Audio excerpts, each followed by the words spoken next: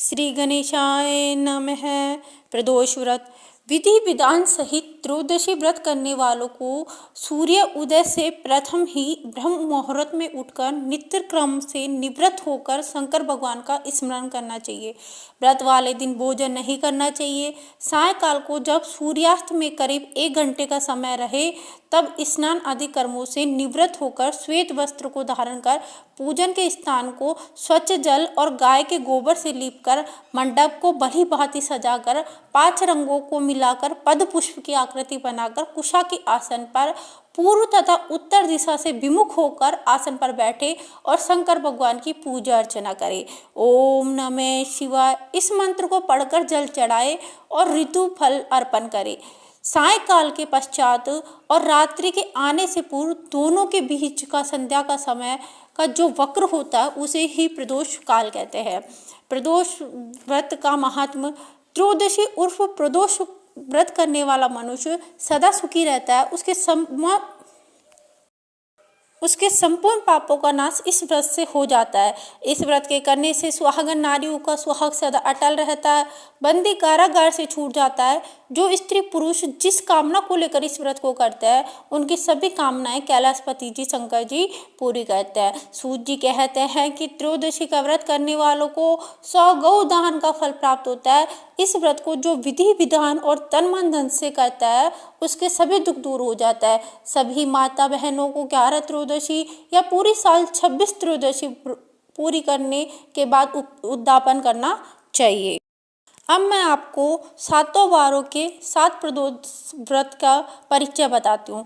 रवि प्रदोष आयु आरोग्यता के लिए रवि प्रदोष करना चाहिए। सोम प्रदोष अभिष्ट सिद्धि की कामना के हेतु सोम प्रदोष का व्रत करना चाहिए। मंगल प्रदोष रोगों से मुक्त और स्वास्थ्य हेतु मंगल प्रदोष व्रत करना चाहिए।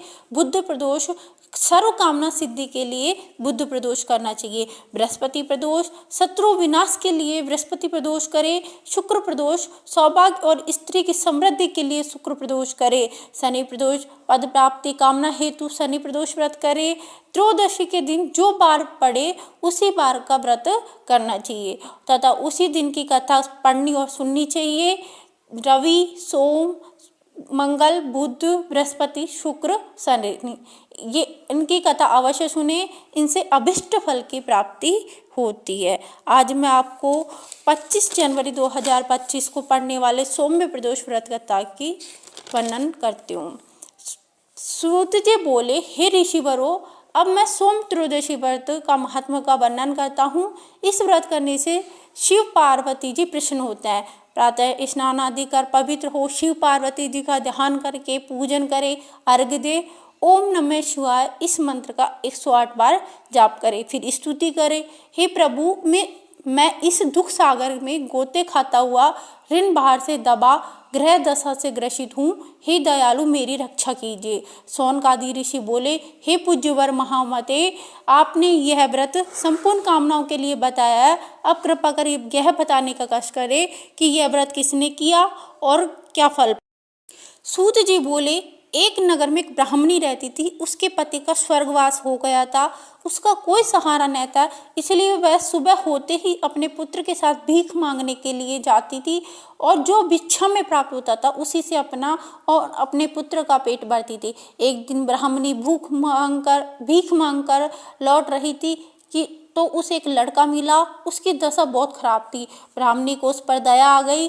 वह उसे अपने साथ घर ले आई। वह लड़का विदर्भ का राजकुमार था। पड़ोसी राजा ने उसके पिता पर आक्रमण करके उसके राज्य पर कब्जा कर लिया था। इसके लिए वह मारा मारा फिर रहा था। ब्राह्मणी के आश्रम में वह ब्राह्मण कुमार की तरह पलने लगा।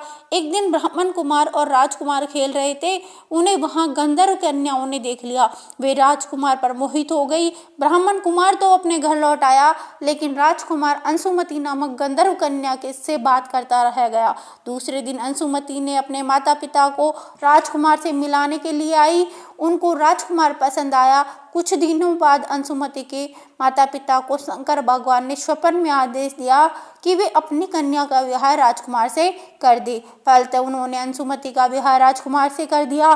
ब्राह्मणी को ऋषियों ने आज्ञा दे रखी थी कि वह सदा प्रदोष व्रत करती रहे। उसके व्रत के प्रभाव से और गंधर्व राज की सेनाओं की सहायता से राजकुमार ने विदर्भ से शत्रुओं को मार भगाया और अपने पिता के राज्य को पुनः प्राप्त कर वहां आनंद पूर्वक रहने लगा।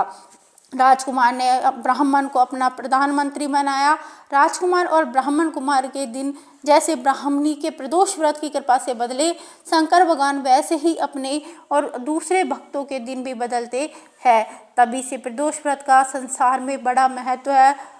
बोलो शंकर भगवान की जय। बोलो शिव शंकर भोलेनाथ की।